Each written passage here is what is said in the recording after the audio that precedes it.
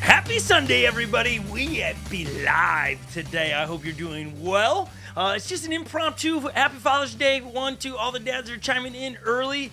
We're excited to be live with all of you because why can't we? You just got to stay tuned in to know what we're going to do around here. If you're brand new around here and you are hopping in here because you saw we're talking about stop being nice. That's what we titled it, Joey. Stop being nice. Why radical kindness is the real power move in everyday conversations. That's what we're talking about today. Joey, how we doing today? Happy Father's Day to you. Thank you. Hey, you need a microphone, bro. Okay, see. Just a straight noob. Yeah, what? Oh, This guy. It's been a while. I literally didn't have a microphone. It was above your head. Wow. It's okay. Hey, we're live. We're live. There's no undoing that, is there now, Marnie? There Marnie, isn't. good to see your name in the That chat. is funny, but thank you. Happy Father's Day to you as well. Yes. Lily, how you doing? Hi, good. Yeah. Happy Father's Day. Hi, good. Yeah. Yeah, I'm this just is great. Joey need to fix like your neck there. Yeah, you guys. He's a hot mess. But Here's the yeah, deal. fun to be We're live. used to making sure, look around the room and is it all working and a little bit more pristine. Now it's just flying by the seat of your pants and you get caught like that. Well, No editing that out. do we have Father's Day breakfast today, guys? Father's Day like breakfast in bed? No. Yeah. What world do you live in? Okay, so we'll turn it to you, Jordan. You're baking the baby, but that does make him a father today. Yeah, Did he's you got give him breakfast in bed? Not breakfast in bed, but he's got a gift on the counter. But so breakfast in walk bed out didn't happen to. at your house either. No. Put in the chat No. if you had breakfast in the bed. I just can't do breakfast in the bed. I'm here. I can't do that. I've never eaten in my bed. Oh, and it's Dan Never? and Jen's anniversary. Actually, I don't know if I have either. Dan and Jen, good morning. Good to see you in the chat. Marnie, good to see you in the chat. Put in the chat if you've ever eaten breakfast in bed and why, if you've not, why you should try it. Good to see Amy in the chat. We have, let's see who else. M. Loon, which is my Ashley. mom. Who? Ashley. Yeah, Ashley's in there. I thought you were saying somebody else. Kate is in there. Man, we got a full house today so far. This is great. Super fun. Thanks for being in Happy here. Father's Day. We're excited about the topic today. The title, Stop Being Nice, especially here in Minnesota. Minnesota Nice is a thing. It's a thing. I don't know if we'll talk about it, but nonetheless. I'm sure we will. It actually feels like we live in Minnesota where we're broadcasting live today, but the issue is it feels much more like Seattle weather recently. It's cold, rainy nonstop. I should have loaded up, Lil, as we're getting ready for camp. Maybe we'll do that here shortly. A video of us working this week for camp in the rain. It's been nonstop, but we're probably still get that camp done. week this week. Yeah. It has been awesome, right? Yeah, it's been super fun. I mean, it's hard to prep in the rain, but I think I'd rather prep in the rain than do camp in the rain. But jury's still out. Weather's still to come. I feel like tomorrow's weather, you're gonna get a taste of The rain? camp in the rain. Yeah, Okay. based on what. But I haven't looked at it. No weatherman. Okay, is anybody saying breakfast in the bed? You should do it. Marnie hasn't done it. Ashley says no Ashley said breakfast. Yeah. Night snacks snacks. in bed. I've never. I don't like a crummy bed. Yeah, crummy bed is the worst. But I don't know that what doesn't you're bother me. snacking like on. With, like crummy sand. bed? Like I would correlate that to a sandy bed. sand. Yeah, That would bother me. no. Holly every night Sand? brushing off the bed. Oh, no, I I just need get a- in it. Every night She brushes. Yeah, because we got dogs, so she brushes her side off.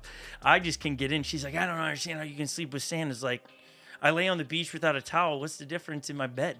It doesn't bother me. Ugh, no Breakfast thanks. in bed, though, it's not a thing. Or any food in the bed. Like, Holly and I don't have a TV in the bed. What so about cockroaches in bed? Sure, Ew, I'm here for Did it. you have that? Yeah. We have cockroaches in Minnesota. What? I've Where never seen one. I lived in Minneapolis, I had cockroaches. Oh. Yeah, for college? Yeah, well, that's because dirty Gross. dorm rooms. Yeah, it was That's disgusting. rough. Disgusting. That's gross. gross. I slept on the couch for a whole year because Because of Oh, that's cockroaches. right. I remember Yeah. this I story. saw That's one in my so bed. good. I'm like, I'm done. That's I so can good. get behind that. I would not sleep in a bed. Actually, I'd probably just wash my sheets. I actually might move out of the place, to be honest. Exactly. I moved Yeah, out of the room. I'm I outta might move here. out of there. No crumbs with ice cream, Ashley. That's a good point. No crumbs with ice cream if you're having ice cream in bed. But see, That's true. if you don't have a TV, I just think it would be weird if it's like She might have a TV. hey guys, I'm going to my bedroom to have a snack by myself in my bed. Like me personally, I think that's odd. Because I have no TV, it's like, what are you doing? Yeah. Why would you not just be? Like in my home, I'm speaking. And it's like awkward. She probably has a laying there, TV. sitting there By yourself? sitting, I'm just picturing my life, okay? I I'd don't rather sit on know the couch. Ashley's scenario. I'm just plugging and play. Ice cream bed is a great hack to get away from the crumbs in bed. I almost forgot our other guest, Dwayne. We should chime this guy in. We are rusty, but it's no different than. And I'm not plugged in. Dwayne, I can't hear you. But Hold on. guys, it's no different than recording. You guys all feel like it's different watching because we talk to you from the chat, which is fun. That's very personal. So I'm glad we were able to do it today. But I don't know why we're a little bit like, hi Dwayne, how are you today? A little bit off. I'm good. I'm good. because Good morning, it's Camp everyone. Week. I'm the only one who can blame it on pregnancy brain. No, it's not pregnancy brain. It is straight up 100% I don't think. Camp I Week. think my pregnancy brain is gone. I'm back to normal. What? I'm What are back you to saying? normal. I still can't hear Dwayne, so if he's Dwayne, talking, Dwayne, no how idea are what you you're saying, today? Dwayne. You look good. Hello, hello. Oh, I hear him. You hear him? Yeah. You don't There we hear go. him? My Love that. headphones are Love in. that for you. Dwayne, sorry about that. Dwayne's just laughing at us like these guys. They I'm are on a sinking just ship, sitting and back I'm the and only one who enjoying the can save show. them.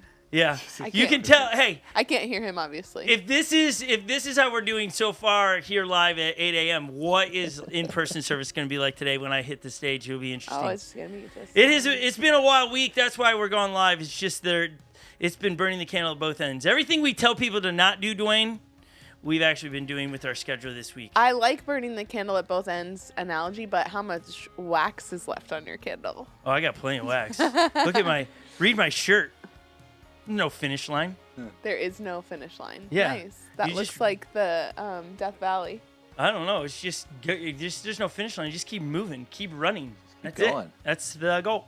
Dwayne, how are you doing, man? I'm good. I'm good. Can you hear me now? Yeah. So are you a I must not eat in bed, or are you eater in bed? Where do you lie? It doesn't matter. We will eat snacks in bed at night. And that's Okay, but that's do you- definitely a thing. Do you have a TV in your bedroom? That's No TV. No TV, No but TV. you would move to your bedroom with snacks. Yeah, I guess I've never tried this. I suppose Yeah, that's odd. Holly and I should just do it. We should try this to see what it feels like. Yeah. I'd see if you have It's like a TV. picnic date. It's like a picnic. Yeah, it's like a picnic. I didn't know that. I'm gonna try it. Maybe. I'm not a snack guy. Like the only snack you'll get me at night with is popcorn. You used to eat cauliflower On that one. I love cauliflower. at night. I just asked Holly to pick up some. Oh, there you go. popcorn in bed. No good. No good. No. I spill it all over. Yeah. I'm the type of person that cannot keep popcorn. Like Not in your mouth? Not in my What is mouth. your mouth not big enough? What's the deal? It must not be. Dwayne, happy Father's Day. Did you get anything fun this morning? Thank you for the Father's Day. Not yet. It hasn't come in yet. You know what? I can't hear Dwayne. What does He Hold on, said Dwayne. it hasn't come I in yet. cannot Dwayne, Whatever. what does it's hasn't not come in yet mean? Wait, so you know what you're getting? Amazon. It's the kids ordered from Amazon, so I have a wish list. Elizabeth allows the kids to get on my wish list and kind of That's shop for me. and- genius. So you put in a wish list, it just sits there, and then if anyone wants to get a gift, they just go to your wish list. That's pretty cool. Yeah, I want to Yep. access this wish list. I want to know what's Amazon on. wish list? Will you text it to me? I want to know what's on Dwayne's wish list. It's got to be awesome. What's on your wish list? Honestly, not much What? right now. We typically do it for Christmas with my in-laws and brother-in-law and sister-in-laws. So like we Come on, you just can't- kind of exchange lists Exchange and we list. kind of get that. Yeah. Okay.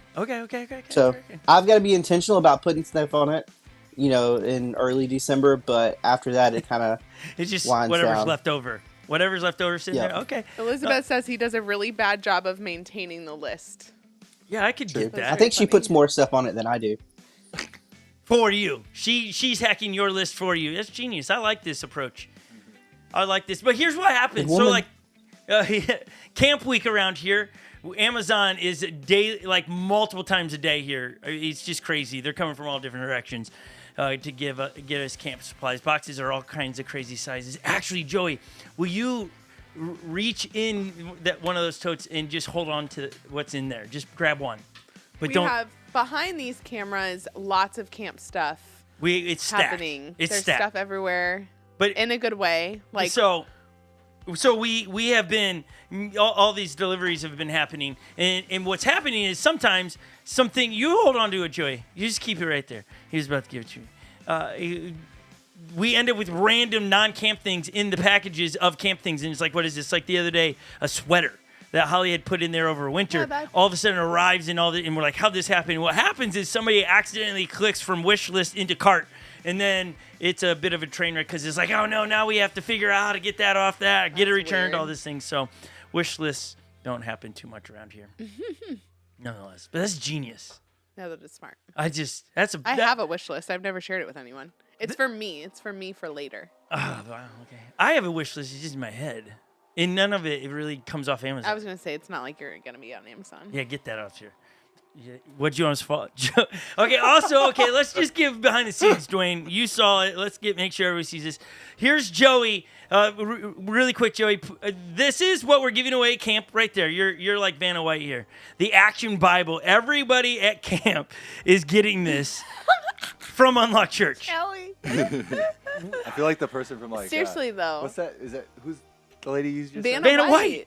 Is that the person Yes. from? Yes. Yes. Wheel of Fortune. Wheel of Fortune. Yeah. Yes. Oh my No, but goodness. seriously, we have how many of these Bibles? We have 250 of those because we are approaching 200 kids at camp, and potentially by the end of the week could have 250. Yeah. And we're going to give one of these Bibles away to every student. They are a $40 Bible. Okay, It is legit. It is. Sweet. Every kid we let see, they're like, I want this thing because it looks like a comic book. Dwayne, have you ever seen these Bibles? Do you have one of these in your home? I've seen them. We do not have one. Oh, Dwayne. For sure, Marshall would love this Bible. Yeah. Yes. Do you think it's more geared toward kids in general? Or have you seen girls be amped on it? No, I've seen girls amped on it because I think if you're drawn to the comic book, the action heroes and things, I think you're drawn to that book, the Bible. I think I'm interested. So we're stoked as a church. Like I don't know if people get this. Those that are watching, that your generosity helps this type of stuff be able to happen. 250 Bibles given away to students this week. We will have continued to do what Jesus has to do, spread the gospel to all generations and everybody. And this church is, with the partnership with so many people, your generosity, other people's generosity, to get $40 Bibles, 250 of them. Somebody's doing the math on that. Here's the deal. We worked so hard to get them as cheap as we could. They are $40. We bought them in bulk. Poor Amazon people had to deliver these things in boxes that were getting soaked and falling apart. Out of everything we've got, Dwayne, this week, I'm most excited that we're giving this Bible, because in past, you go get the other Bible that we've given away. Let me just show you in past, like 10 years ago, this is 10 years of camp that we've done. We've given this version of a Bible away, which is a Bible. It's great. But just to contrast, and I'll take this so we can put Joey up on the screen with me. Joey, you hold your Bible. We gave this Bible away one year. Right here. Look, which one as a student you think you'd want, Dwayne? You pick. Oh, yeah. No doubt. Right? I mean, you look, here's the pages. They're just normal pages, not an ounce of pictures. Joey, flip a page in there. Look at that. Same material in his as in mine. Just the kids are going to be, come on. Yeah. I can't be more excited about that. And so I hope you guys at home, no matter where you're at in life, watching, I hope that you go, man, look at what Unlocked Church is doing. What a cool thing to be able to do. And again, it's by your generosity of your resources. And if you want to continue to partner with us, you want to give your tithes and offering, it's really easy. You can text the number 77977 to the word unlock. That's through your smartphone. And it will walk you through. We're going to put it on the screen really quick.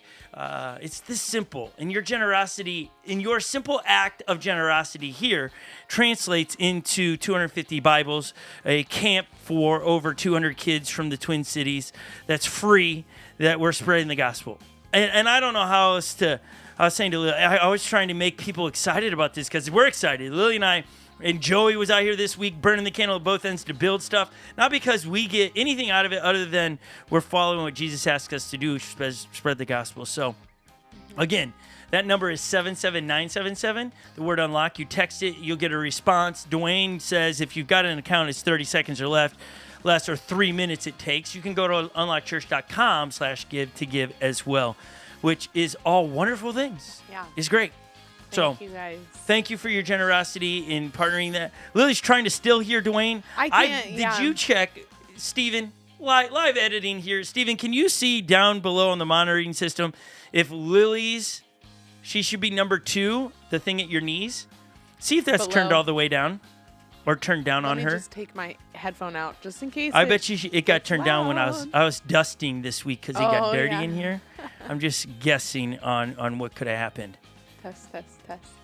You should be able to hear me, if that's anything. me. Oh, that's Joey. So maybe she's 3. Joey, we turned up Joey. Dwayne. Hey guys. Dwayne, just say we're a How hot you mess. doing today? Lily. Can't hear anything. Hey, Lil. Yes. If you hear me, you'll hear yourself. I know that. Yeah, I can't hear anything. I know, but when you go, hey guys, you're not going to hear yourself any different. Oh, I can hear myself normally too. Right, but if you hear me, you'll hear you. That's what I'm trying to say. So I'm just trying to continue the podcast. Yeah, okay. We're a hot mess, everybody. I'm trying to get mine to just stay in. Dwayne, are you still smiling with this, or you just like always? Okay, great. Well, we got some funny Father's Day videos. Okay, yeah, here we go. We have for Father's Day. Lily's like, let's send it to there and maybe I sort might out be able to fix it during the video. problems. Yeah. DIY Father's Day. This is What does DIY mean? Do it yourself. Good job. Your pants. No. DIYD. Do it yourself, daddy. Yeah, no, it should be do it a wife married couple because that's what the truth is. Dads do it themselves. There's always, yeah. Like, what do you know about that? DIYing right now. I know a lot about it. Yeah, I thought you would have something to say about that. But this is great. This is a little girl that decides to take Father's Day gifting into her own hands. May this put a smile on your face. Maybe you'll share it. We know that all of us are coming in here with different ideas of dad. You had a good one, a bad one. You were missing your dad today. All these different things. We honor those people that have stood in your life as your true father, a dad that stood in because God's like, you need a dad in your life currently. Whatever it is, may this put a smile on your face. We'll be right back. It's Father's Day, so here's a do-it-yourself guide to help make your dad feel like the legend he thinks he is. Step 1. Get motivated. Do a few reps on the old bench to honor your dad's strength. Never skip arm day. Or maybe just be the spark he needs to finally go use that gym membership. Oh, that feels good. Step 2. Show some respect to your dad's grilling skills. Before lighting the grill, get help from a big brother or sister who knows a little about fire safety. Go away. Dad doesn't ask for help, so why should we? This one's for Dad, the original fire tamer. This one's for Dad. Hershey child safety locks. These matches are cheap. This is a lot higher than it looks. And just like Dad, always have 911 on speed dial. Step 3. Get crafty. Take a perfectly normal mug and give it a little manliness. Hey, that's Mom's favorite mug. Not anymore. It's a small gift for the guy who's carrying the weight of the world on his shoulders. Step 4. Give him something that he already owns, but wrapped in tissue paper. Why? Because it's tradition, and just like the thermostat, we do not mess with it. Step 5. Put your heart into a card. Say something that'll really move him. You know, spiritually. You're like our Father in heaven. You're big, you're wise, and on the 7th day, you fall asleep watching football. Then put it all together for a showstopper reveal.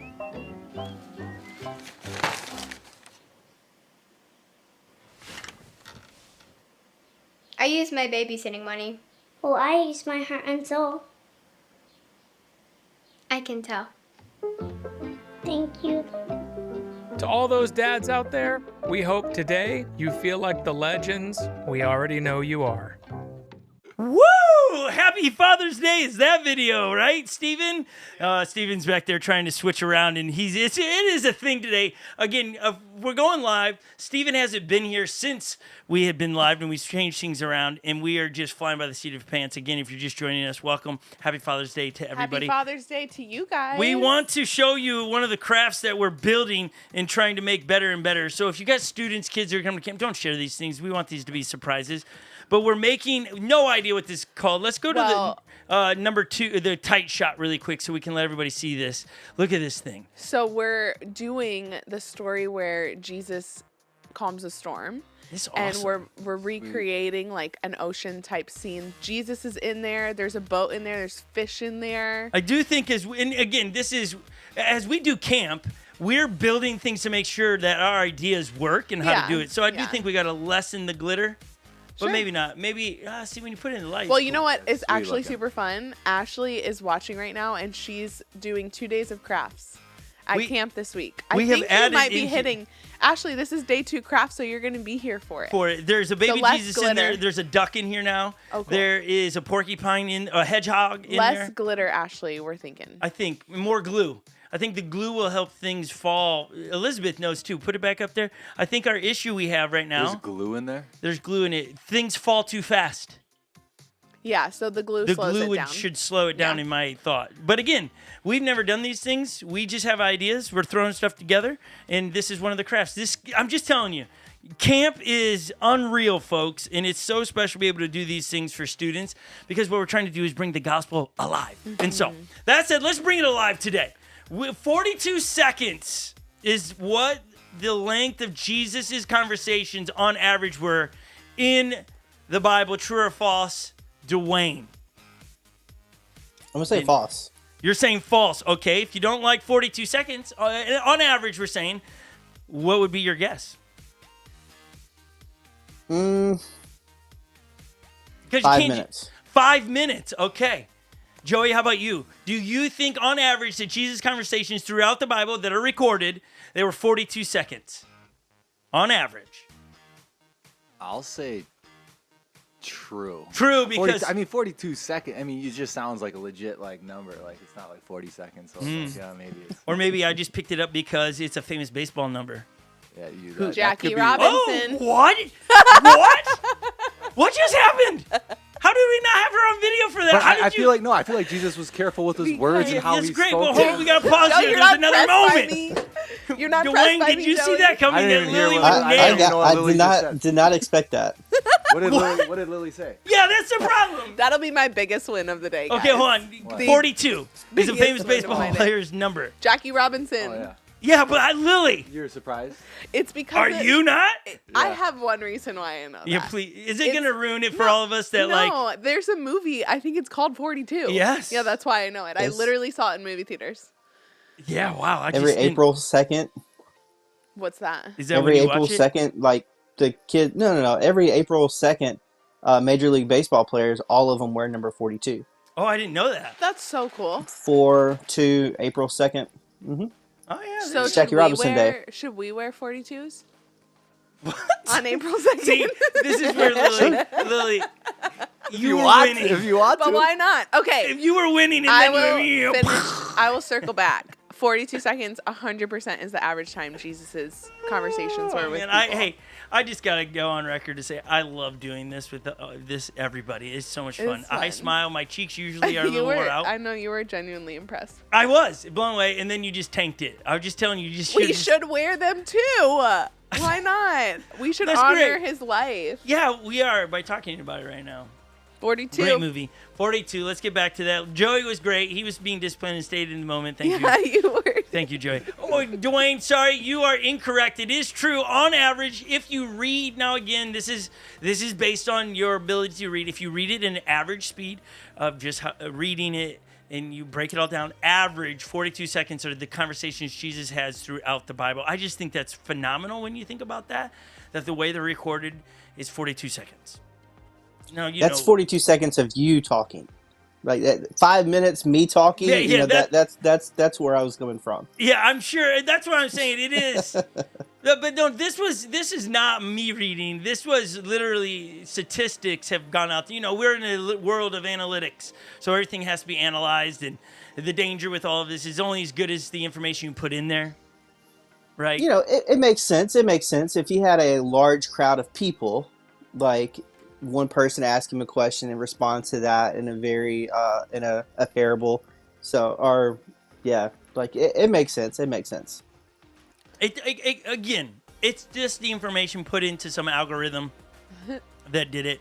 And again, I don't know where I stand on that, but for camp this year, we're going to do AI is going to pick the teams this year, Dwayne, for not this camp, but the high school, middle school camp. We're going to have, as they continue to fill out and sign up, we're going to have them give us their height, their age, their 3 strengths. And then we're going to put into AI and let AI build a team based on how they answer the questions. Love it. Will be pretty fun. And when they get frustrated with their team, we're going to say, blame AI. Yeah. Sorry. No, so I really have a bad relationship with AI. I really don't like it because I think it makes us, we're going to be really stupid humans. We really are. Like when I see a commercial where you're taking your phone, like a commercial lately for Google, and your grill is broken, and this person doesn't even troubleshoot it. They just take Google, what could be wrong with my grill? And it gives 4 things to check. It's like, come on, gone is the day of the DIYers. Yeah, for sure. I wrote a letter the other day, and I was like thinking about using AI because I didn't have a lot of time. And then I was like, I am not doing that. Like, it just doesn't feel genuine, you know? It doesn't feel genuine. Yeah, but AI would make a great letter. But to you, but other but people, nobody, they wouldn't know it wouldn't wasn't know. AI. I feel like Unless they I know can how you sense write. AI. I feel like I can sense it. I think everything today we think's AI. I think you use AI once in a while, but then you change, like, are we real change right now? some of it. This could all be digital. We could say AI. We don't have time to Joey's film this week. definitely real.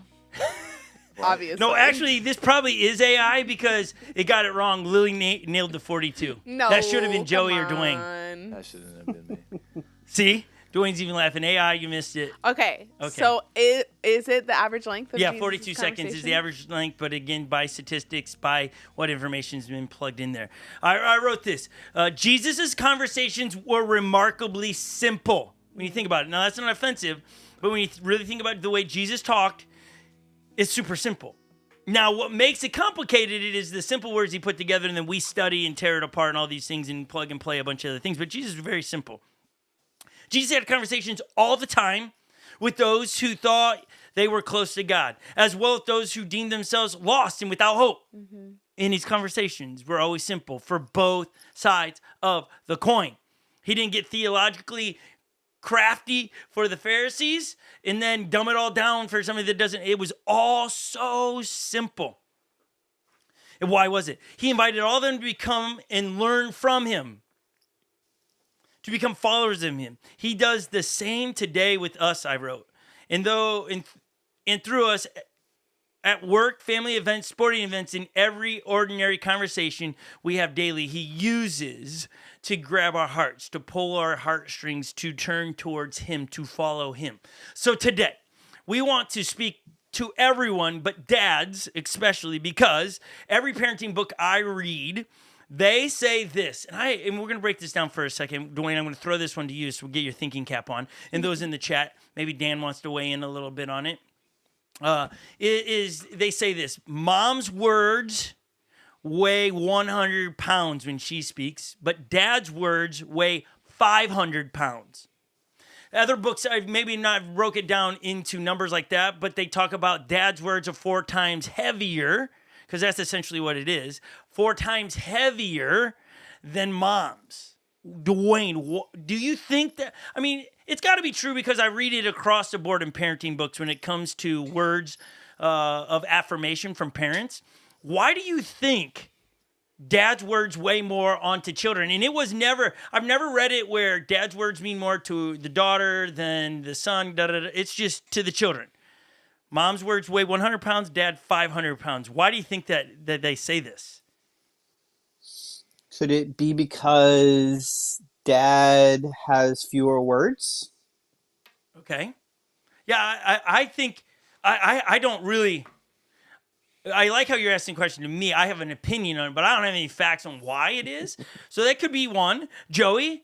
I mean, that was kind of my thought process a little bit. Like, normally the mom is probably spending some more time of like caregiving and like being there, not all the time, but a lot of times they're with them more, and so there's probably more words said to the child, and maybe like Dwayne was saying, less words from the dad, and so those words that you do say and when you are around your children are very heavy and strong and important. Okay. That was my kind of thought process too, but I mean, okay. I don't know if that's I don't know. No. I'm going to stress. I don't fully know. I have a strong opinion, informed by some information. Lily, we're coming to you. You're not a dad, obviously. No. But you were raised by a good dad. Yeah. Do you agree with that statement? Yeah, I think that is. I can speak personally from female, like a daughter.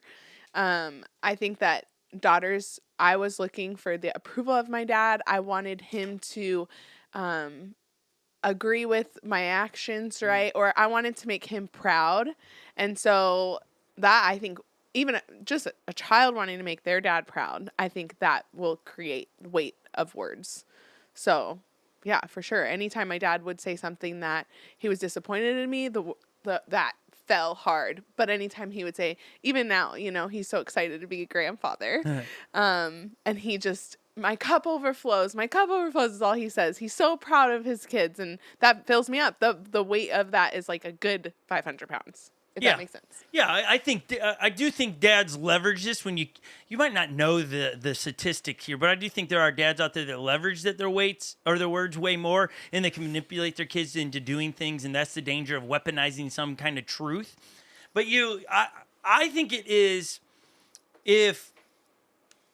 let's use a scenario. Love him or not, he's the president of the United States. If he said something personally to me, if I was having a conversation with the president of the United States, no matter if I voted him in or not, how many know that that position, the weight of their words mean something different? Do you think it's positional then? I think the way spiritually dad is set up in the family, there's naturally with that position becomes this weight attached to the words that you can't, it's almost spiritual. It's almost unexplainable because it's spiritual, and that's not a cop-out to not be able to explain it, but it's just one of the sides of the coin of going, hey, no, dad he is supposed to be the spiritual one of the home. I think when dad speaks, it stops. I see it in this home. It can be, everybody's laughing and I'm laughing, but the minute I turn it, I'm not laughing anymore because somebody crossed the line, everyone, quiet. Like yesterday, Historic, remember this? Historic's running the switcher for us today. Remember where we were running through Lowe's yesterday, literally trying to get camp supplies and all this? You? All of us. 10 humans run, and people just stop for us like it's a parade. Really, and they're counting. And when I catch somebody's counting, I'm like, there's 8. I'll help you out. And then I go, and yesterday I was like, I needed to move on. I didn't need long conversations. And so when they would look at me, Dwayne, I would go, there's 8. Yes, they're all of ours. And we had them because the natural progression of this, are they all yours? Yes. Then they go, is it from different marriages? That's the number 2 question. It's like, no, Holly had them all, pushed them all out. And so we're running around doing that. Get a full cart, and I'm pushing it out of Lowe's. I can't see nothing around this thing. It is full, and I run right into a cart, like boom, loud. And all the kids saw it, and they told me as I hit it, oh, Dad, you're going to hit a cart. Boom. I got slightly annoyed. I was like, how are you going to let me just run into this cart? You saw it. Are you not helping us out? And they were all laughing. As soon as my tone shifted, silence. Wasn't it historic? Silence. No one even spoke through the parking lot. She said, yeah. She said, yeah. Dwayne, have you ever had those moments where, now I'm sure in your household, because you're much more silent than me, you might not have spoken the tone I spoke. Again, I was in the public, so it wasn't too drastic, but I just gave a little what to. I was like, who's looking out for me? Ever had a moment like that, Dwayne, when you speak, everybody just gets silent? Yeah, typically it's more of a look. I'm more of a look dad. Ooh, he's got the look. Can you show it to us? Is it like The Rock or something like that look? Can you please show it to us? Like, it's like, I can't. Gotta be in the moment. I can't. So bad. I love it. Joey, how about you? I would say it's more of a tone for me. Yeah. Yeah. Yeah. It shifts. The weight gets even more when you speak it's with like, the tone. Yeah, you can tell there's a difference between like silly dad versus like, all right. Yeah. I've caught it in our home when Holly tries to shift like me in her tone and stuff. At least the teenagers, they kind of chuckle. Ugh. Because this is so out of character of mom. Yeah. And then I come in and when I see that gets me hot, because it's like one of our rules in the home is do not disrespect another person, especially your mom. Yeah, I have no patience for disrespect towards mom. Because again, as the kids get older, they'll become stronger than mom, and I just don't. I'm not here for it. It's like, hey, boys, as you get stronger, use your might to protect your mom, not leverage that you don't have to listen to. A whole nother conversation. But 42 seconds long conversations Jesus has. Dads, we want to go, how can we leverage and learn from Jesus 42 seconds? How did he express so much kindness and love in 42 seconds on average? Because here we are talking about dads, we can flip a coin and all these things, but we got to understand that the power of our words. So do moms. So this isn't mom gets to unplug, but if our weight of our words weighs so much more to our children, then what are we doing with our words? It matters then. How do we express kindness and love? But it also matters in our conversations at work as human beings. What kind of conversations are you having? Are your 42 seconds long as impactful as Jesus? And don't give me this. This gets annoying. Well, I am not Jesus. We're supposed to be like him. I know you're not, and I'm not Jesus, but we're supposed to be like him. So when we're saying Jesus, we use him as the example and the target, that's what we're striving to be like. Yeah. In holiness, in speech, in love, in kindness, in joy. We're trying to be like Jesus. Yes, Lily. I also think like you don't have to compromise. You don't have to become soft to be like Jesus. And I don't know if that's a stereotype or not, but we can be kind and loving without being like a punching bag or not strong, right? And I think that there are great men out there, Joey, Dwayne, and Scott being three of them, and Steven, that are still strong men of God who are kind and who are loving and soft-hearted when you need to be, but tough when you need to be too. So yeah, it's no win, I suppose, in season and out season. One of the things I recognize when I read through the Gospels of Jesus, that his kindness permeated all demographics and who you were. It didn't change. Jesus was kind in his words. As Joey spoke earlier, his tone changes at times, but his heart didn't. Sometimes you have to change your tone to get your point across. The heart not changing. The heart doesn't change. The tone changes because you're trying to, at the end of the day, mom and dads especially, we are trying to leverage our position in our child's life to soften their heart to be teachable. If your child is not teachable, it doesn't matter how heavy your words weigh. All you're going to do is be met with a wall in rebellion. Mm-hmm. So you want your child to be remaining teachable. And you yourself being teachable. We model the things we're hoping to have. And so Jesus' natural response in every conversation was kindness. Now, this comes from Matthew chapter 5, verse 40. Matthew is an author of the New Testament. He was an eyewitness accounts to Jesus' conversations, and he records them. One of the four eyewitnesses to the accounts of Jesus' conversations. So you can find those in Matthew, Mark, Luke, and John. We're going to bump around from Matthew and Luke today to get these conversations as we build this case to make your 42 seconds conversations matter.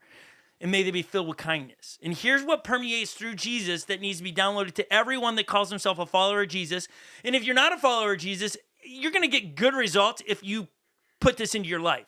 You're not going to get as good as results if you not have the heart of pleasing Jesus and having him be your personal Lord, Savior, and King. But Matthew chapter 5, verse 43 says this. You've heard the law say, love your neighbor. And these are Jesus' words. Love your neighbor and hate your enemy. But I say, love your enemy. Now, I want to pause here for a second. Every time I read this, when I lived at the other house, I can remember a neighbor coming, and they knew who I was and it worked for a church and stuff, and they came over, and they were hot. One of their neighbors did something. I can't remember what it was. But they said, I am choosing to not love my neighbor right now.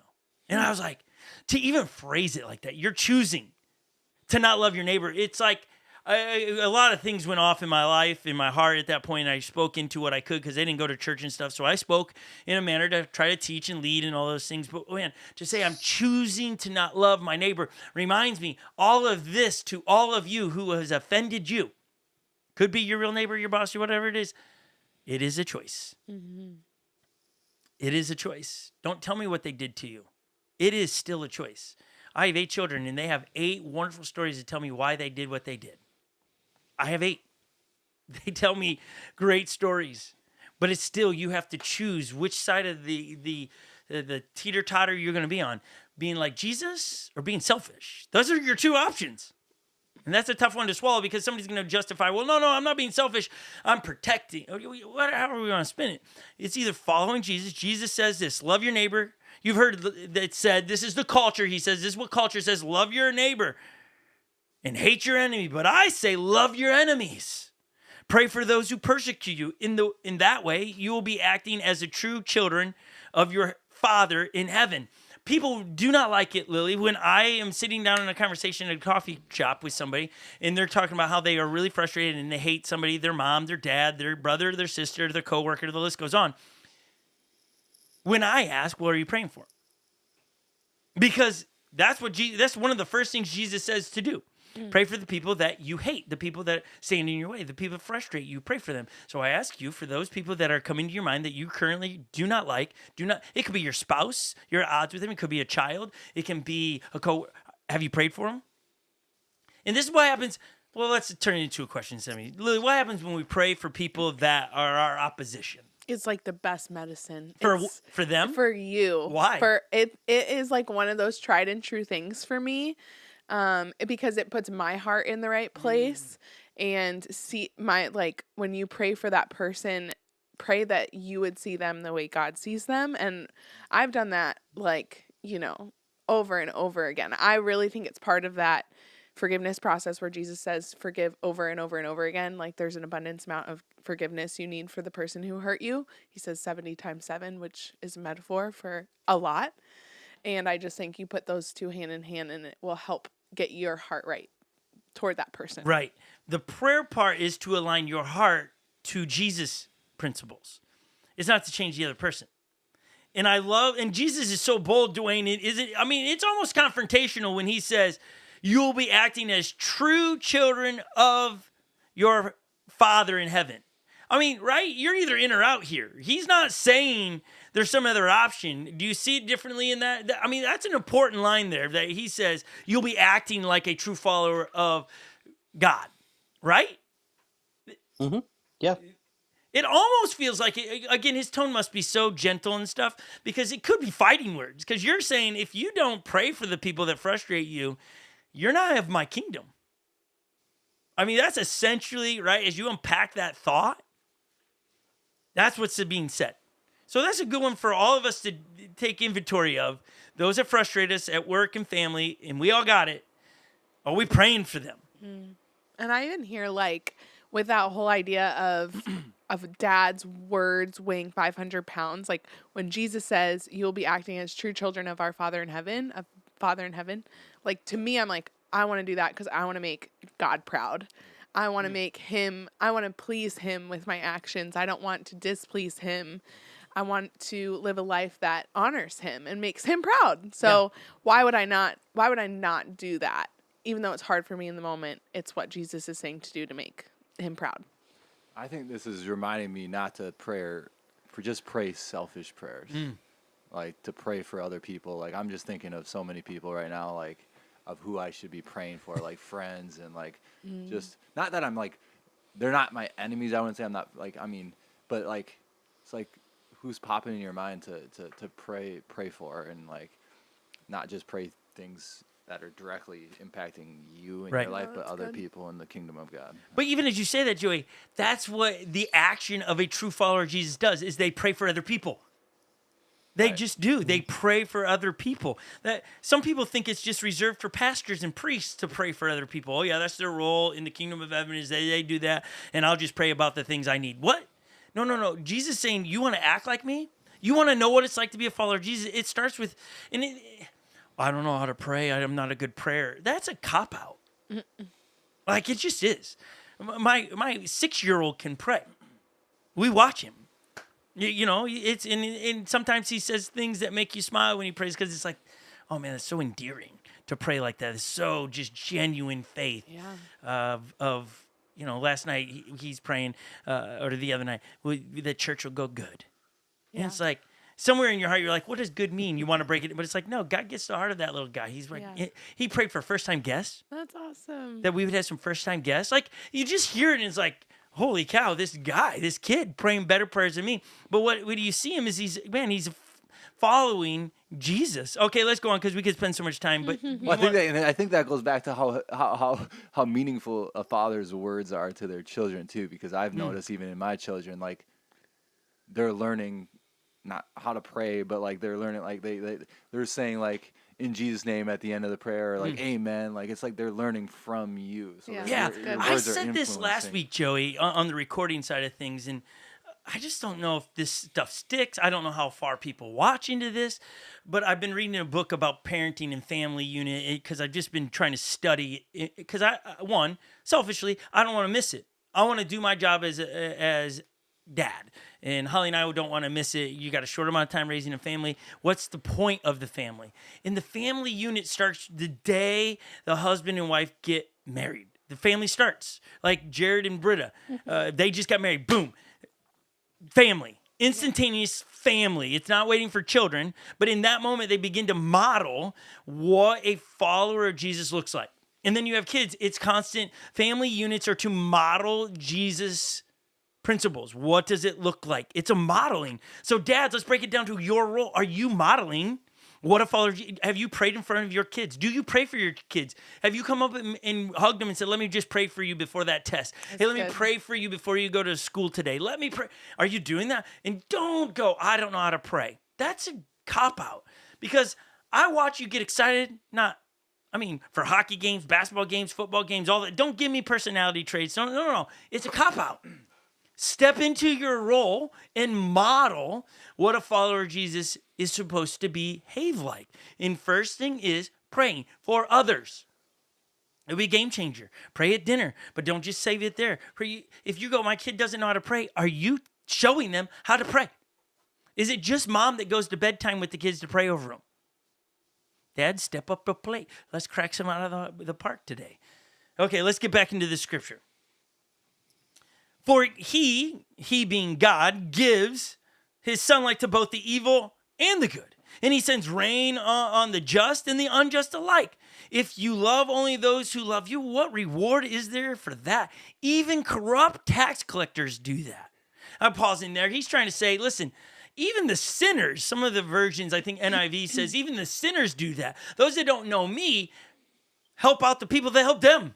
That's a no-brainer. Well, I'm going to get some out of this, so I want to go help them. They might give me their car. They might give me their phone. Whatever it is. Sinners do that.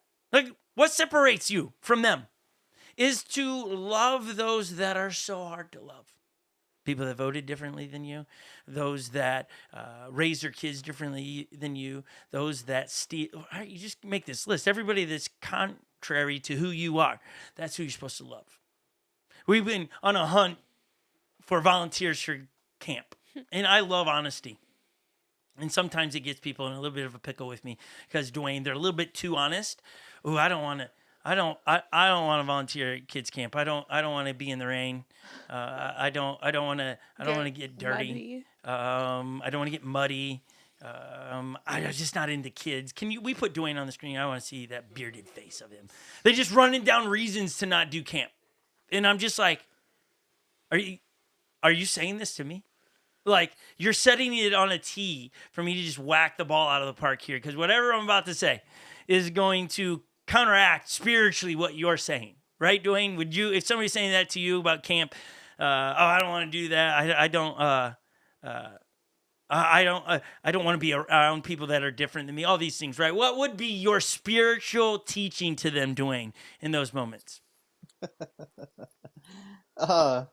Like, if that's the case, like, Jesus shouldn't have been born, because he came to earth to rub shoulders with sinners, with people that didn't deserve, people that was very different than him, But yet he still came, and Yeah. he not only came and lived like he washed feet. He served, and like that was his heart. Yeah. That's God's heart, is to serve. And you're saying that you don't want to serve. Yeah.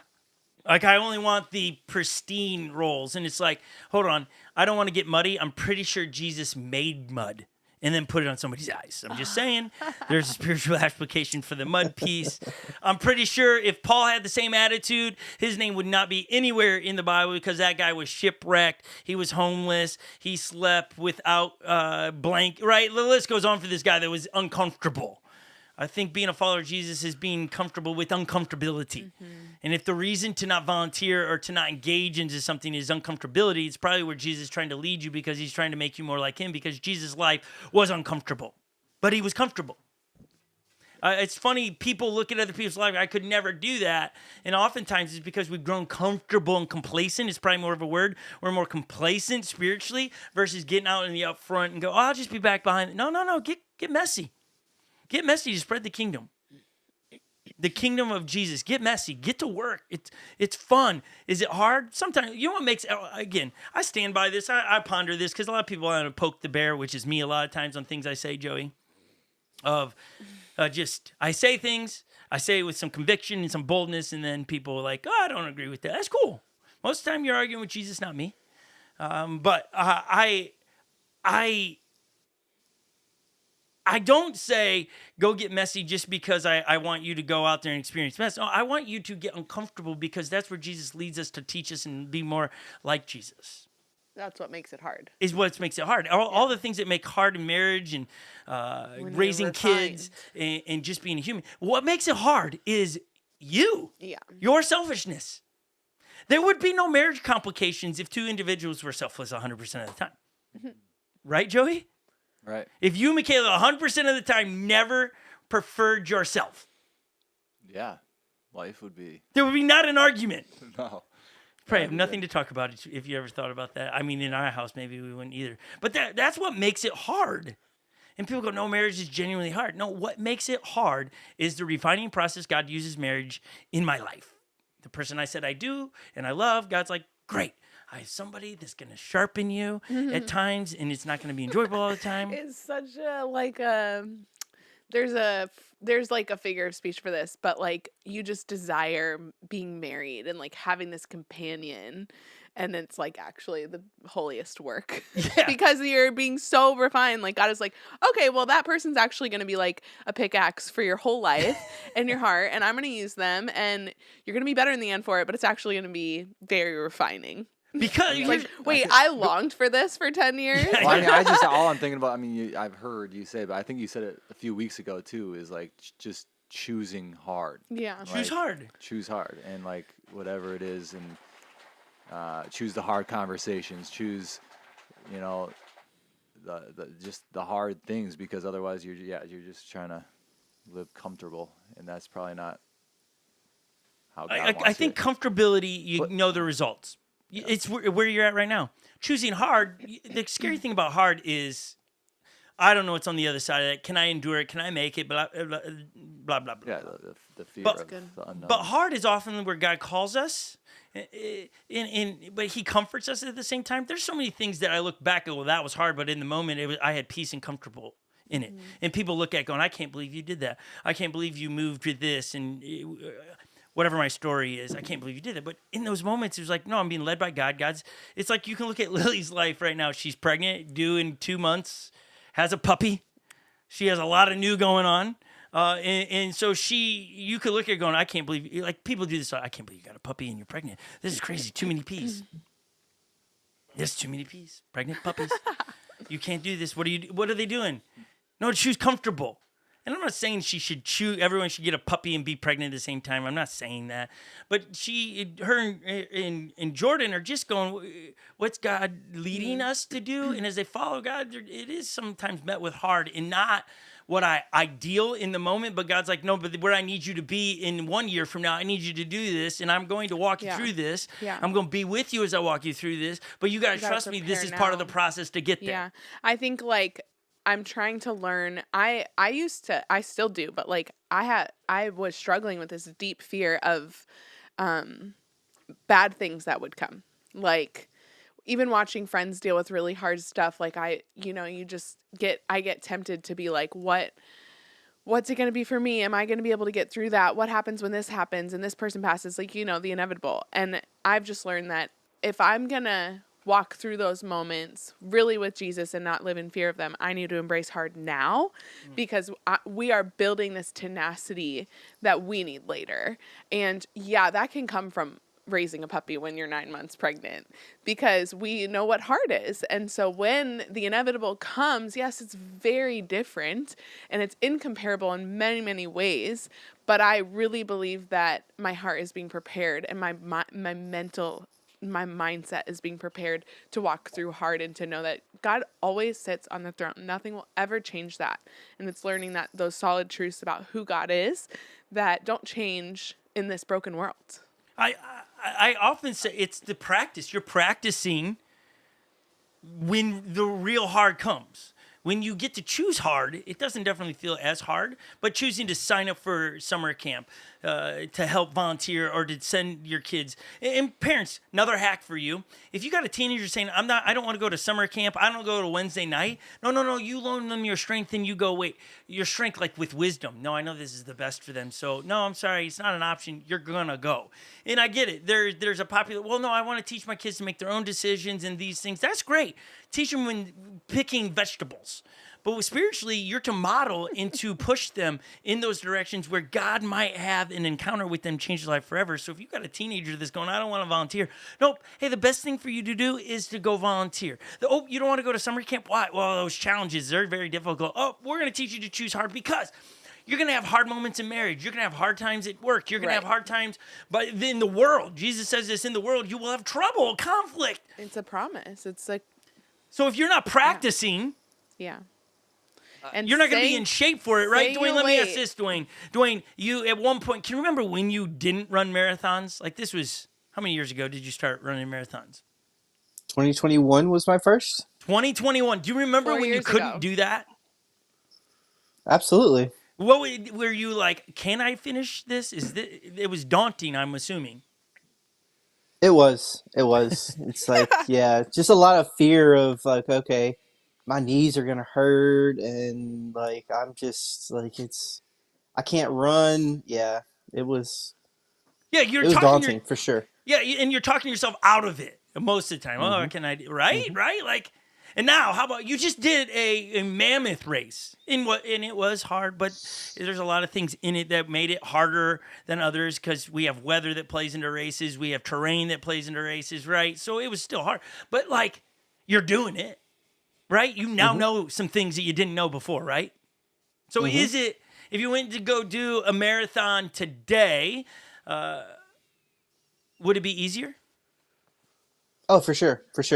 And what's the difference between you, Dwayne, in 2021 and Dwayne in 2025? What's the difference? Mindset. 100%. I mean, drop the mic. Yeah, it's all mindset. It dropped the mic. So some of us in our marriage complications, our raising our teenagers complications, I'm in retirement mode, what I do with my life. We all do this because we're human. We slip into complacency. We get comfortable. And God's like, no, everything you read about God, he's calling us into the deep. Come to the deep. Why? Because deep is scary. Deep is I can't touch, and now I'm at the mercy of the current. Right. Or the rip current. I'm at the mercy of something other than me. We want to have feet on the ground so we are in control. Mm-hmm. I gotta. Can I read this? Yeah, go for it. Let's go, Joey. Get Joey out of here. No, it's just take him off the screen. I just started reading a book, and I'm literally like 5 pages in, so I haven't even read much. It's already rocking your world. Yeah. I love it. Have you read Chase the Lion? Yeah. Yes. Yeah. By who? I don't even know. Mark Patterson. Yeah. Yes, yes. Yeah, but literally the first page, like the manifesto or Lion Chasers, whatever that is. But it's, I feel like somewhat what we're talking about. It says, quit living as if the purpose of life is to arrive safely at death. Run to the roar, set God-sized goals, pursue God-given passions, go after a dream that is destined to fail without divine intervention. Stop pointing out problems, become part of the solution. Stop repeating the past, start creating the future. Face your fears, fight your dreams. Grab opportunity by the mane and don't let go. Live like today is the first day and last day of your life. Burn sinful bridges, blaze new trails. Live for the applause of nail-scarred hands. Don't let what's wrong with you keep you from worshiping what's right with God. Dare to fail, dare to be different. Quit holding out, quit holding back, quit running away. Chase the lion. It amped me up when I read that. I stayed on a few of those lines. Did it say don't or burn sinful bridges? Yeah. So good. Oh man, how about grab the mane? What did it say? Grab the mane of your fear. Come on. Yeah. Let's just get it. I know. I literally read that. I'm like, ah. But what Pierced hands. yeah. Yeah, right. What did they get your hands calloused with? It was just, it's good. Oh, that was good. I love that book. Yeah. When I read that stuff. first, then we kicked off Lion Chasers in student ministry. That's what created it. so Was that we wanted to special. develop young people that would have that mentality. We're talking about the same thing today. We need to bring them back. We're trying to talk about having the mentality of I choose hard because I want to become more like Jesus, because that's the goal, everybody. Be more like Jesus. And that's what this whole thing's talking about here, is to be more like Jesus. He's trying to say, he contrasted, the sinners do this. They just love those that are easy to love. And as followers of Jesus, we go, hey, church has got a missions trip. Oh, I don't really want to take off work. I'd rather save my vacation for this. Well, that should be idiot lights going, I got to choose hard. I'm choosing me and not others. The church is needing help for camp, Bibles.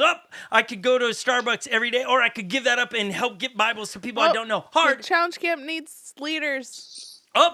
I'm gonna sign up to do the student. I don't like teenagers. They scare me. That's hard. We need leaders. Let's go. Yeah, I mean, but that's the mentality. And I can speak on behalf of those that are on the screen side of things here, that we're choosing hard. Mm-hmm. Lily's got the book pulled up. I know she just clicked off of it, but here's the book. Can we put it on the screen really quick? Chase the Lion. It's an older book, but you will love this, okay? He's got a handful of books that I would recommend. Chase the Lion is one of them. A Wild Goose Chase is another wonderful one. Guy, he is a great author. So, man, just start listening to that. It'll inspire you. Joey, I'm gonna need you to come up on stage and read that later today, because that's so good. Okay. You gotta read it with some oomph, a little bit like spoken. That's word. what I was telling you I'm on so Wednesday. bad at that. No, you're not. It's okay. It's okay. You're read gonna it get from there. the place that amps you up. Dig deep. So Jesus goes on, and Jesus poking the bear here. What we've already. If you are kind only to your friends, how are you different from anyone else? If you only sign up for easy, how different are you? Even pagans do that. But you are to be perfect, even as your Father in heaven is perfect. And introduce some conflict that some of you are just, you hate it. Oh, wait, because you struggle with perfection. We've got one on set today. This individual has tried to perfect perfectionism, even trying to say no to things that they would fail at, or fearful of this individual has been doing it for 29 years. They have controlled matters. They have become great at trying to be perfect. And then they resolve to, well, I can't be perfect, so I should really surrender to that. Her name is Lily Arnold. Wow, who would have thought? Yeah, what? It's a surprise. It's like a bus. Yeah, I have struggled with this verse. Why? What's the rub? Because I know what perfect is, because I have my own standard of perfect. Oh, so your perfect is what you're going after, well, perfect right? is without fault, without mistake. But so, Jesus, how can I be perfect if I'm sinful? And then also we take it into the I mean, as humans, let's deal with the inside. We get there eventually, but we really pay attention to the outside. Yeah. Am I put together? How culture defines perfect. I'm just gonna have fun with this one. I don't really have a strong opinion, but do I got my fake eyelashes on or not? I can't Are go my on. eyebrows microbladed? Yeah, can I go into? I'm not speaking on my behalf. I can speak on behalf of women here. I'm speaking with Lily. Lily's on this side of me, but when we're like this, did you only gain 15 pounds during pregnancy? Right. These are the perfections that then break us. Sorry, I'm totally speaking from my perspective, but this is fine. You guys have your own, I'm sure. Yeah, I'm trying to think about that. The perfect. Us women we're so. No, it's everybody. It's everyone. I mean, culture makes it like a perfect guy should look like. Totally. Or be so manly or. I don't know. It should have 6 packs, should be defined in every muscle category. Yeah, which, whatever. I mean, we've got to move past perfection of what our perfection is. And because Jesus says, you are to be perfect even as the Father in heaven is perfect. So I break it down and we're going to end it with these. I'm going to give you 4 things. Again, I wanted to get more into the kindness thing, but we're just running out of time. We're going to leave it here because I think this is enough to get us going. Yeah, but Jesus is pretty much as kind as you can be when he's talking about, hey, if you don't love your neighbor or your enemy, you're pretty much an idiot. But he didn't use those words. But the first area we need to work on being perfect in is our character. Mm-hmm. Our character. Joey, definition of character is what? How would you teach your students? Character is what? How you behave when no one's watching. Ooh, I like it. That's it. Okay. That's a good one, Joey. Nailed it. Yeah, I know you said it with a question mark. More confidence next time you nailed it, okay? Character is who you are when no one else is around. Who are you when no one's watching? Would you watch pornography? Oh, no one's around. No one can chase me on my computer to know what I'm watching. So that's okay. I'm going to do that. As long as it's not a sin unless I get caught. I've heard that one before. And it's like, what? What is wrong with you? That's totally wrong. So what we do when no one defines our character. It's not what you're doing when everyone is watching. So we got to be perfect. I wrote it like this. In this life, we cannot be flawless. But we can aspire to be as much like Christ as possible. Yeah. The perfection is the heart. Do you have a condition of heart of saying, the finish line in my character is to be the most like Jesus? Yeah. That's perfection. Is that my heart is got a goal. I'm trying to be like Jesus. Dads, do you have a goal to be like Jesus? Have you even thought about that? That Jesus is the goal in your character. It's good. Because the finish line, that's where I'm headed, doesn't mean I stop and make me a detour once in a while because I'm a sinful person. But my heart is the perfection of being my character, right? It's the heart. It's where my intention is leading me. Okay, number 2. So we got character. Yes, Dwayne. So you could say that life is not about being perfect, but it's about the pursuit of perfection. Yes. Love it. Nailed it. That's it. That's a good one. I wish we had subtitles that popped up on. It's the target. It's the goal. And right, when we realize how much of a gift it is to have a target, there's a dog behind me. Yep, what a gift we've been given from our Heavenly Father, that there's a target to reach, that we're not aimlessly walking through life trying to just be good people or look a certain way or act a certain way. Like we have a target. And to me, as I realize that, it's freeing. And it helps me know where I need to get. Okay, so first of 4 is character. The next one is in holiness. Now, these are churchy words, I suppose. What is Lily? Well, yeah, we'll give Lily this one because just for laughs and gigs. What's maturity? I mean, holiness. Sorry, holiness. I looked down in my notes. That's next to Wayne. Maturity? No, I'm just being set apart from something. Being set apart. Joey looks to the sky as if you agree. I mean, I'm confusing, I guess, holiness and righteousness, I think. Okay. Big church words there. Because I'm just thinking. Yeah, so apart. Holiness. Yeah. Holiness is to be set apart from the sinful world. Uh-huh. Okay, that's the set apart. Like, we are not going to pursue culture anymore and what they're saying, like eyelashes and microblading stuff. I don't know. Right? We're not going to pursue those things. They're not bad, but when they become the thing we pursue, bad. Mm-hmm. Like, that's what makes me feel complete, is if I have my face put on, I feel complete. If that's where your heart is, then that's bad. If you go, I don't, and you said this long ago, and you still might say it, Joey, but it's like, I just don't feel good if I don't get a workout in. I don't feel good about myself. This was 2020 Joe. Right? If we live there, then we're not saying, Jesus, you're enough. It's if I do this, and remember, I feel good about myself. Now, you can feel lazy by not going to do those things. You can go feel not right. Yeah. But it doesn't make me feel like a bad individual if I don't, like for me personally, if I don't run, I don't feel like I'm a worthless human being. Mm-hmm. I like it when I run. I feel healthier, but it doesn't make me feel less of a man or less of somebody if I'm not running. So holiness is, I really like this. We are to separate ourselves from the world's sinful values. We are to be devoted to God's desire rather than our own and carry his love and mercy into the world. Back into the place where our enemies lie, those that do not come to church. We're to take this and be separate. That means when something in culture pops up that you don't know where Jesus is, you just keep your mouth quiet because your opinion might not actually be that holy. Just because you voted them into office, it doesn't mean they're going to do all the holy things. And so you can't go, right? You just got to be able to separate that stuff and go, what does Jesus have to say on it? So we need to be striving to be better in our character, to be more like Jesus, in our holiness, set apart from culture more and more and more. Holiness, to become more like Jesus, that means my target of my dreams need to line up more to Jesus' values than my personal. The next one is in maturity. Dwayne, I already kind of let you know that you were going to answer this. What's maturity? I would say being able to respond or see larger implications. Ooh. Wow. That's good. Yeah.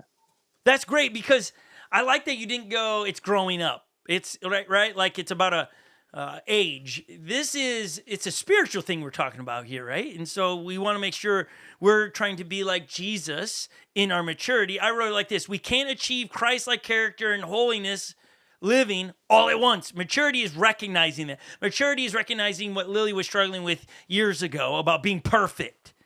It was maturing, and I can't do this all at once. It's not going to wake up tomorrow and be perfect. It is a daily battle. Yeah. And I realize, like, with Dwayne, with specifically what you said, there are implications if I just live in fear.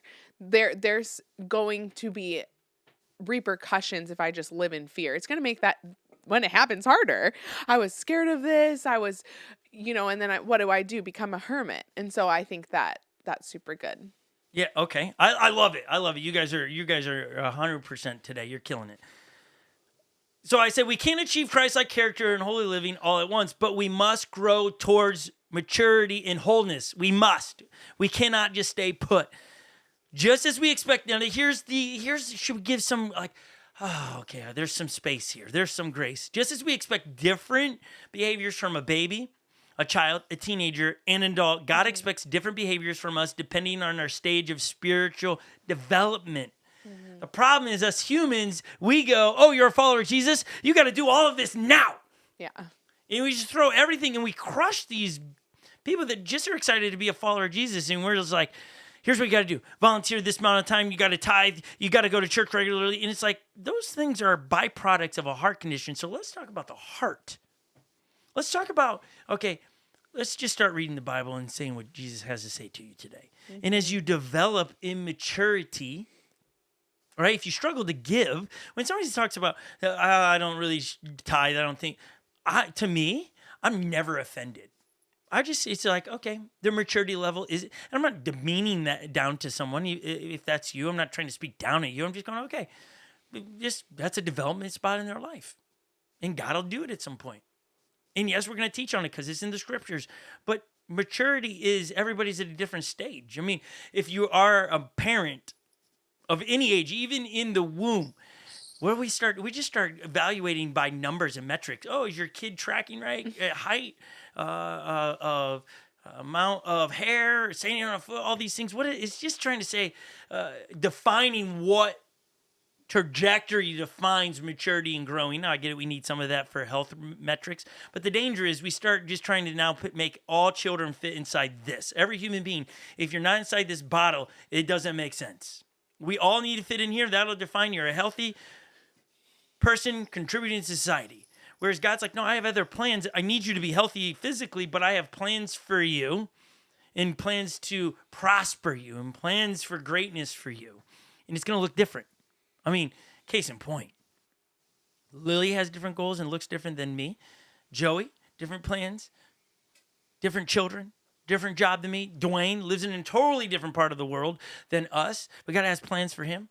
Great plans. Yeah. We're all making an impact for the kingdom. We're all coming together. We sharpen each other, make each other better. We have laughed together. We've cried together. But what are we all striving to do? We're trying to mature and understand that what Dwayne's going through and working on might not be the thing I'm working on, but doesn't mean Dwayne's off in a rocker. It's like, cool, Dwayne, God's working on that. How can I help you? And not going, well, God's working on this in my life, so Dwayne, it has to be your thing too. We're so bad at that. Let me just let that pause there be for a minute. We just spiritually want to develop. And the last part in the 4 things that we need to have a goal of perfection being like Jesus is love. We can't seek to love others completely. We can seek to love others as completely as God loves us. That's a big love. That's a big love. I don't think my love reaches anywhere close. That's why it grows up every day. Yeah. That's why it keeps going. We can be perfect in our behavior, inappropriate for our maturity level. Perfect, yet with much room to grow. I'm going to read that one more time because especially when you do kids camp and high school, middle school camp, and then you deal with adults, it's the expectations of who they are going. I get it. They're a teenager. They're going to freak out at times. Hard isn't going to be their default. So when we make it hard, they're going to squirm a little bit and they're going to get angry. I don't shame them. We teach through it. A little kid crying because we're going to ask him to slide into a swimming pool. Oh, that's scary. And they cry. I'm not going to be a big baby. What are you doing that for? And throw them in. Nope. What we're going to do, we're going to walk them through because we understand the maturity level of each stage. So we can be perfect in our behavior. We can be perfect if our behavior is appropriate to our maturity level. Perfect, yet with much room to grow. Our tendency to sin must never deter us from striving to be more like Christ. Christ calls all of us as disciples to excel, to rise above mediocrity, and to mature in every area, becoming like him. And then I wrote in huge, my own handwriting, God is big enough. And that's where we're going to leave you today. You got work to do. We all, in what we read today, we got work to do in all of the areas in our life, stage by stage. What's best to do, and just have a real conversation about yourself spiritually. Where are you at? Are you? And here's where it happens. You could be a 50-year-old man and spiritually be mature of a teenager, and that's okay. Start developing. It's sad when the excuse is, well, I don't know how to pray, but I grew up in the church. Well, then you chose not to grow. So choose to grow now. Don't use it as a cop-out. Get going. Like, seize the day.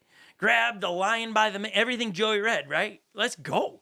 No more excuses. Choose hard.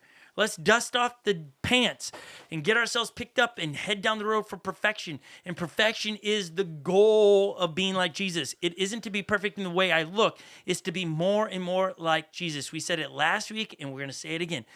He must increase in our life. And in order to do that, we must decrease. That's where we're going to leave it today. Dwayne, will you pray for us as we just got a lot to wrestle with today? Will you pray us in a good Mississippi accent today? I can do that. Let's pray. Dear God, you are big. You love us beyond anything we can comprehend. You have so much planned for us that we can't comprehend. God, I pray that as we embark on this journey, maybe some of us has been on it for a while. Some of us are maybe deciding now to start on this journey of becoming more like you, of becoming loving people that are different than us, going for imperfection, like chasing perfection. God, I pray that you give us, you allow us to be patient with ourselves as we go through this. God, I pray that you bring people around us that's going to challenge us, that's going to speak life into us, that's going to remind us of your word. God, just thank you for being there, for not giving up.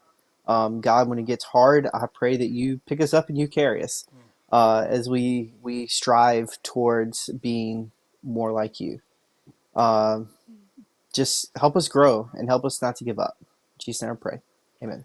Amen. This Good. was so fun. Good prayer. Good to be live with everybody. I hope you enjoyed it today. Our heart is always to figure out how to get back to being live. I know you guys that are here, you love it, and we love it. Yeah. It actually frees up our schedule to go live, to be honest with you. So we prefer it for many, many levels, on a selfish level, and to be able to connect with you. We will be live again. Who knows when? Could actually be next week as this camp. So just stay tuned to all socials. You might find out we're live once again. That's true. And so we hope you got something out of it today. So fun. Joey, thanks for making time. Thanks for that. That was a timely message today. Yeah, it was from just what you like read. all of a sudden I'm like, okay, this. Yeah, you nailed it. Makes You sense. nailed it. Lil, thanks for being quick on the keyboard today. Yeah. Dwayne coming in hot with some really good wisdom on maturity. And we're supporting the all purple today as well. There's never an out of season as a Viking fan. Just bleed purple. So happy Father's Day. Happy guys. Father's Day to everybody. I'm once surrounded by again. a bunch of great dads. Thanks, Lil. You're very, very kind. Steven, thanks for being able to be in here today. And so being good. So flexible. Yeah, the guy's flexible. He's learning so much back there as well. It's been a great day, everybody. Have a wonderful Father's Day, We love everybody. you We'll guys. see you after camp. Bye. Bye.